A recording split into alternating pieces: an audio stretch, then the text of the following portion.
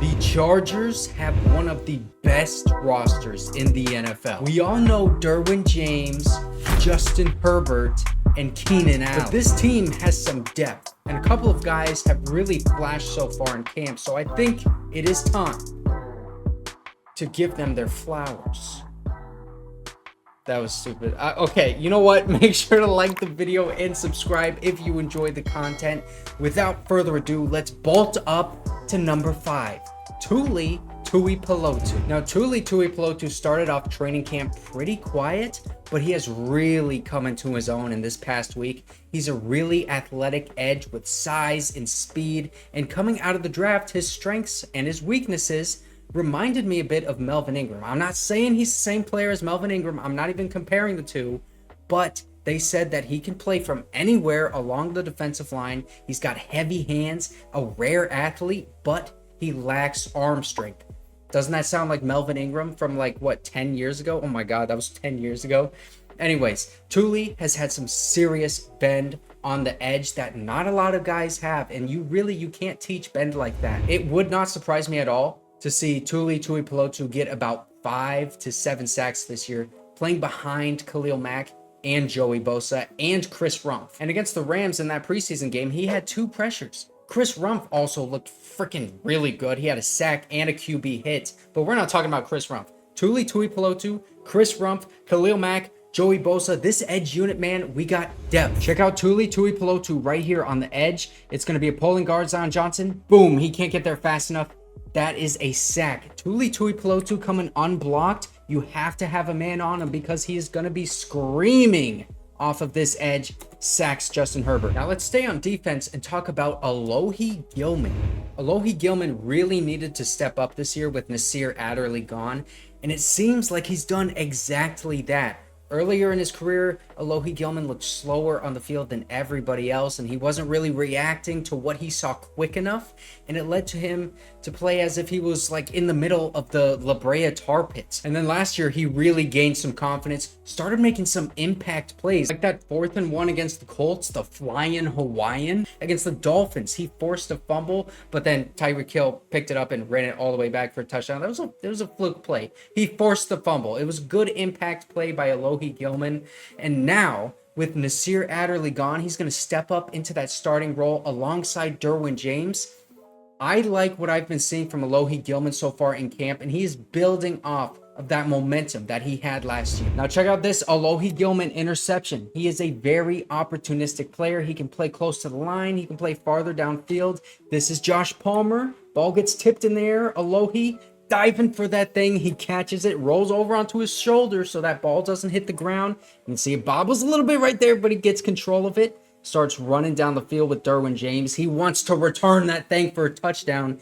This is what you call an opportunistic play on defense by Alohi Gilman, just like an exciting opportunity I have for you guys with Mint Mobile. Ryan Reynolds and I have a lot in common, including the fact that I'm partnering with Mint Mobile for today's video, even though Ryan Reynolds is an owner and I'm not. But Mint Mobile offers premium wireless for as low as $15 a month, and you don't have to sacrifice any coverage, speed, or data because they're built on the nation's largest 5G network. Listen, man, I've used the service. I was on YouTube, played a game of TFT. I had no interruptions or anything. Every Mint Mobile plan includes unlimited nationwide talk and text, lightning fast 5G, and a free mobile hotspot. So with these other companies, you're literally paying more per month for access to the same network. And switching to Mint was really easy. You just need an eSIM compatible phone, and then you can sign up and activate it from your own home. If your phone is not eSIM compatible, they will send you a physical SIM card for free. It took me 12 minutes to switch plans. And now, as a special limited time offer, you can get their unlimited plan, which is normally $30 a month, for $15 a month. That's a 50% savings, and it only takes you 15 minutes to pay as low as $15 a month for your phone plan. It really is that simple. You can use my link right here. You can click on the link in the description or scan the QR code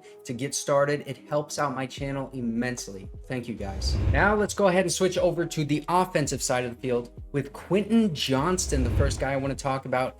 Quentin has shown amazing athleticism, great body control, and better hands than we gave him credit for coming out at TCU. I know he had those drops. It was really just one drop, but he had that drop against the Rams in the preseason.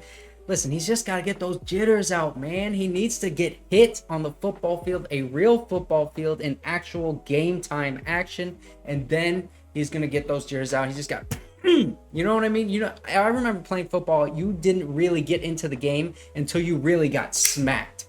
That's what Quentin Johnston needs, and then he is going to show out, man. It seems like every day he's making some insane grab over somebody, and that somebody is typically Asante Samuel Jr. That doesn't mean Asante is bad, because he's not. He's a really good cornerback. It's just he's often the victim of a Quentin Johnston crazy catch. And that really just goes to show how tough it is to guard Quentin Johnston. The dude, he just moves like a he moves like a puma. He moves like a puma. And if we really want to get into the nitty gritty of that Rams game, yeah, he had that one drop, but he also caught a touchdown on a great route run. He made the Rams defender look goofy, gave him that right up the seam for a tutty.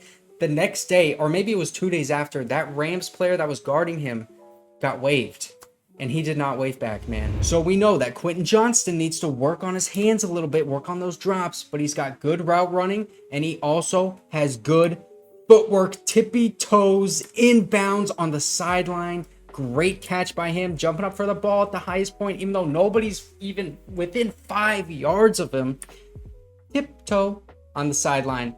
Beautiful catch by Quentin Johnston. I can't wait to see him in the regular season. Just got to get those jitters out and not drop the ball. Now let's talk about Josh Palmer, who has been making catches like this in training camp, man. Beautiful catch right there. The problem with Josh Palmer in his career so far is he's been good, but he's been nothing more than that. He's just been good. He's kind of got that early career Ryan Matthews problem. It is time to start talking about breakout potential with him, though, because of great catches like this that we have seen. Also, Josh Palmer is still so young. Look at this. Here are all of the receivers on the team right now. Pokey Wilson, 24. Darrius Shepherd, 27. Mike Williams, I'm going to skip past him. Josh Palmer, 23 years old. Quentin Johnston is 21. John Hightower is 27, man. Keelan Doss is 27. Terrell Bynum is 25. That's an undrafted free agent. And then I'm going to scroll all the way down here to Jalen Guyton, 26. Josh Palmer is 23 years old. And I've seen a lot of guys just push Josh Palmer out to the wayside because of Quentin Johnston being our first round draft pick and just absolutely balling in camp so far. Also because John Hightower is having a breakout camp, which we'll talk about him soon. But Josh Palmer, 23 years old. He's younger than these other guys that we're talking about. He provides really good depth at wide receiver, but after this year, when one of Keenan Allen and Mike Williams goes, which one of them will go, he's going to be asked to play a very significant role in this offense as either a wide receiver 2 or 3, and his athleticism and his growth that he is showing so far in camp, there's reason to believe in him. Check out this slant by Josh Palmer on the outside, working against Deane Leonard. Going to the outside, boom, right back in. Creates so much space between him and the defender. Ball in stride. Easy first down. Runs all the way up the field. That's about a 15-yard gain. He is so athletic. He's got quick twitch and burst. And he's only 23, man. A lot of you guys forget he is so young. Younger than John Hightower. Let's not forget that. That is important. And now we've talked about him enough already. John Hightower is also a guy showing out in camp, man. He has caught the most touchdowns, has the most yards out of any wide receiver in camp so far, not named Keenan Allen. And I don't think it's very close. He was cut by the Eagles 2 years ago after being a 5th round draft pick in 2020 because of his issues dropping the ball. He had four drops on 29 targets in his rookie year. And he struggled in training camp in 2021, led to him being waived. It lit a fire under him because he is balling out in training camp. The only thing with John Hightower, though, is I need to see it in a game. It's already going to be tough for him to make this roster because this wide receiver room is so crowded. John Hightower at 27 years old, this may be his last chance to really make a mark on a team and make that roster. We need him to get healthy and play and show himself in an actual preseason game before I feel comfortable saying that he has earned himself a roster spot. But that doesn't mean that he hasn't been balling out in camp. He's been playing really well in camp.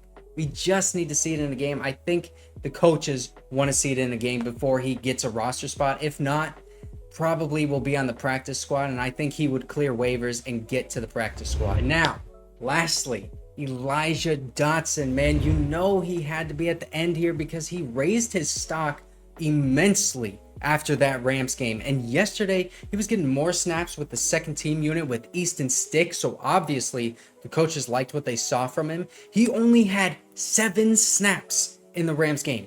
2 long touchdowns off of that left side. That means that he scored a touchdown on 28.5% of the plays that he played.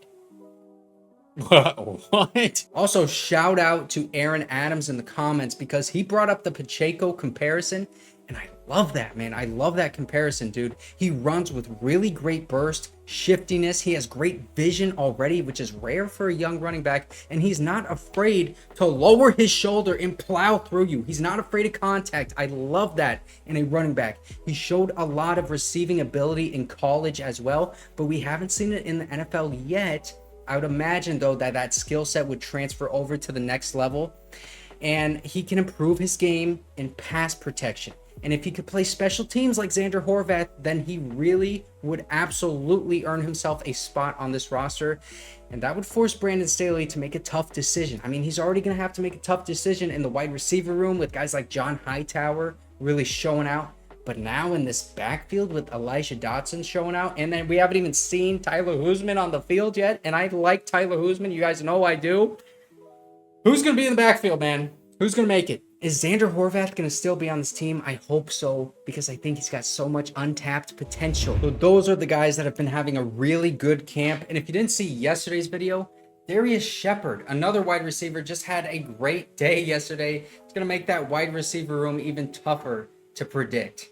Watch this guy, Darrius Shepherd.